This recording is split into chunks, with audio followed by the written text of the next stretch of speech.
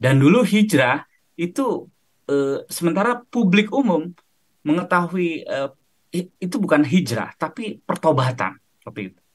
Lanjut. Lalu eh, lalu sebenarnya siapa kemudian yang mempopulerkan hijrah dan kemudian menjadi tren dalam budaya populer Islam di Indonesia seperti itu.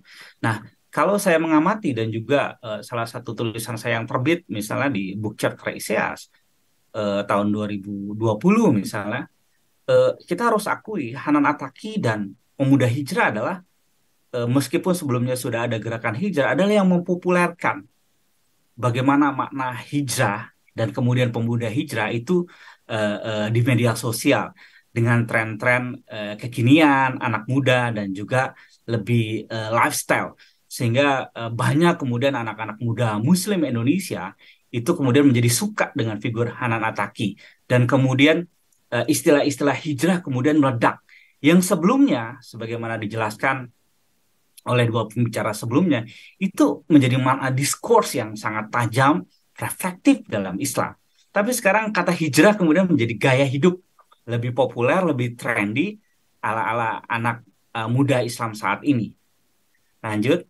Nah, kalau kita lihat kemudian kok tiba-tiba ada figur ustadz online pakai topi kupluk tapi nggak pakai pecis atau pakai top topi haji seperti itu, tapi malah pakai topi kupluk.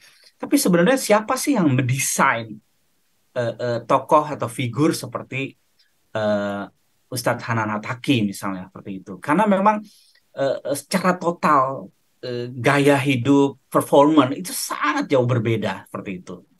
Apalagi misalnya kita membandingkan dengan kelompok-kelompok Tarbiyah, PKS, ataupun kami ini totally berbeda dari segi penampakannya.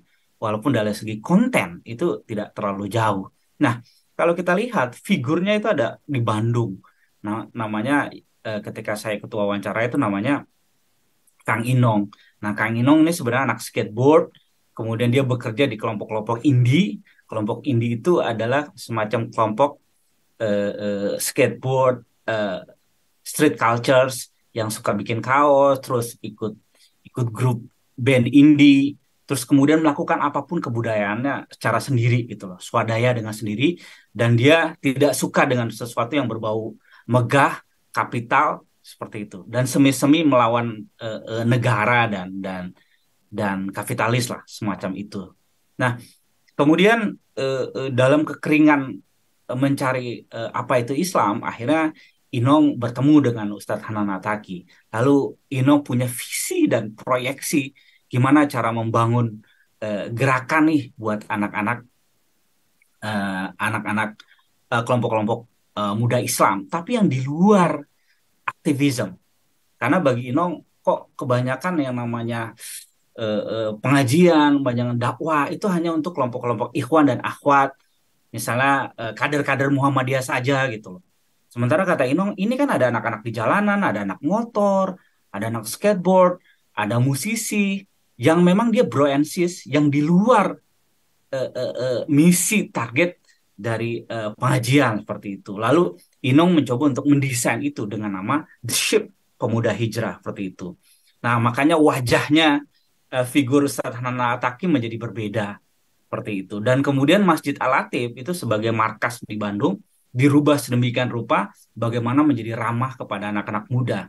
Jadi kalau Zumiyah kalau punya datang ke kota Bandung misalnya selain ke PWM Muhammadiyah ya, di Bandung coba ngelihat ke Masjid Al-Latif di sana itu rata-rata banyak atau jarang sekali yang pakai sarung dan pakai peci itu. Rata-rata anak muda pakaiannya agak-agak belel, lifestyle-nya agak-agak underground seperti itu yang seringkali kalau di masjid-masjid umum kita kurang begitu diterima seperti itu.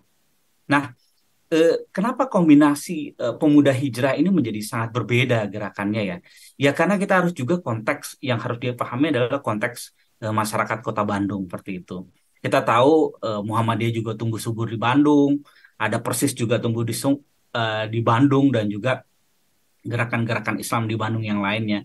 Tapi di Bandung juga tumbuh semacam gerakan-gerakan indie ya secara kebudayaan, gerakan musik, gerakan clothing, dan gerakan anak-anak muda yang lain. Nah, gerakan anak-anak muda ini tahun 70-an, 80-an, 90-an itu menjadi tren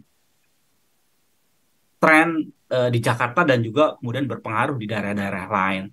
Studi dari teman saya misalnya kayak Irfan misalnya dia studi tentang bagaimana sih lagu-lagu pop di Bandung pada tahun 90-an sampai akhir Orde Baru itu begitu dominan dan kemudian menjadi tren. Dan kita tahu sampai sekarang banyak musisi-musisi bagus itu yang lahir kemudian di Bandung.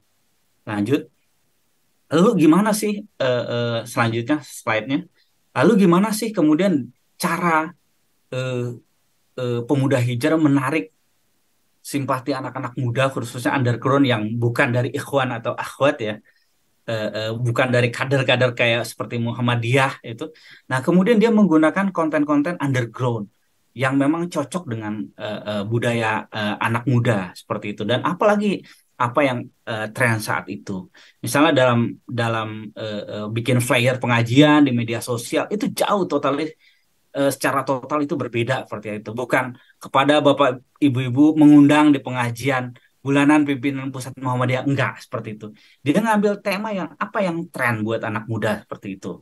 Kayak ada apa dengan coklat, itu terkait dengan ada apa dengan cinta, maupun eh, eh, flyer-flyer yang memang kekinian dan anak muda, konteksnya lebih anak muda seperti itu. Dan itu kemudian menarik orang untuk datang. Lanjut.